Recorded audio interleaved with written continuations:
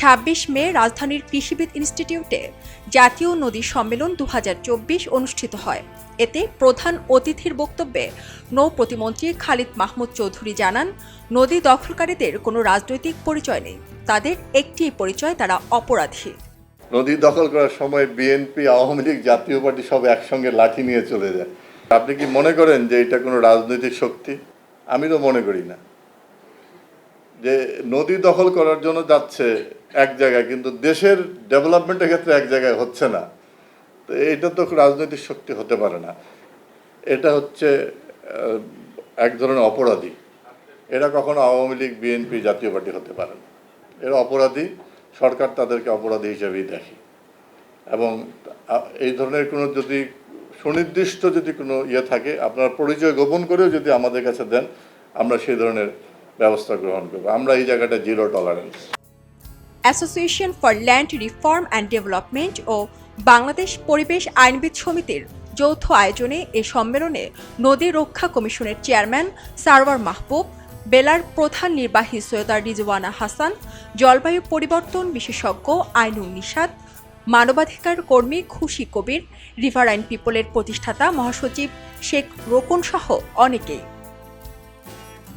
নদী দখলের খবর আসলেই চলে আসে বিশেষ সিন্ডিকেটের প্রসঙ্গ, কিন্তু এই সিন্ডিকেট কারা, তাদের নাম পরিচয় জানতে চান খুশি কবির।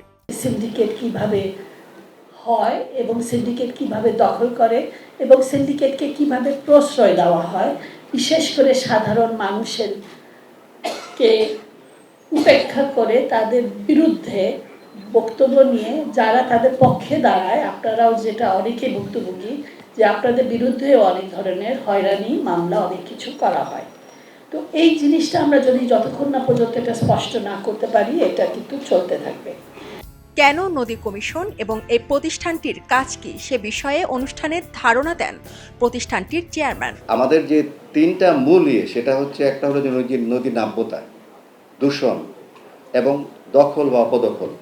এই তিনটাকে অ্যাড্রেস করে যদি আমরা সবাই কাজ করি, তাহলে আমার মনে হয় যে এই কাজগুলো হবে। এবং এগুলোর জন্য বিভিন্ন সংস্থা আছে, আপনারা আছেন, সবাই আছে, সবাই মিলে আমরা একই প্ল্যাটফর্মে সবাই আসেন একটা আন্দোলন গড়ে তুলি। সেখানে সরকার থেকে শুরু করে সবাইকে আমরা একই জায়গায় করতে চাই। সবার উদ্দেশ্য কিন্তু এক, সবার লক্ষ্য কিন্তু এক, কিন্তু আমাদের হয়তো কৌশলগত দিক থেকে কিছু হয়তো পার্থক্য আছে। সেক্ষেত্রে কৌশলগত দিকগুলোকে আমরা ঠিক করে যদি নিতে পারি, তাহলে আমার মনে হয় যে আমাদের মধ্যে যে ডিফারেন্স অফ ওপিনিয়ন, এটা অনেকখানি কমে আসবে। নদী রক্ষায় এ ধরনের সম্মেলন গুরুত্বপূর্ণ ভূমিকা রাখতে পারে জানিয়ে আইনুন নিশাত বলেন, নদী রক্ষা এই ধরনের নদীর সম্মেলন যদি দেশে ঘুরে ঘুরে বিভিন্ন শহরে হয়, তাহলে স্থানীয় প্রবলেমগুলো নিয়ে অনেক বেশি ইনডেপথ আলোচনা করা সম্ভব। সম্মেলনে সব বক্তারাই একমত যে দেশের প্রাণ প্রকৃতি রক্ষা করতে নদীর গুরুত্ব অসীম। তাই এই নদীকে নিজেদের প্রয়োজনে বাঁচিয়ে রাখতে হবে। এর জন্য যেমন প্রয়োজন সরকারি উদ্যোগ, তেমনি প্রয়োজন ব্যক্তি সচেতনতা। এলো মুক্ত চিন্তার স্বাধীন দৈনিক খবরের কাগজ। এখন খবর হবে নিখাত, নির্ভীক, নিরপেক্ষ।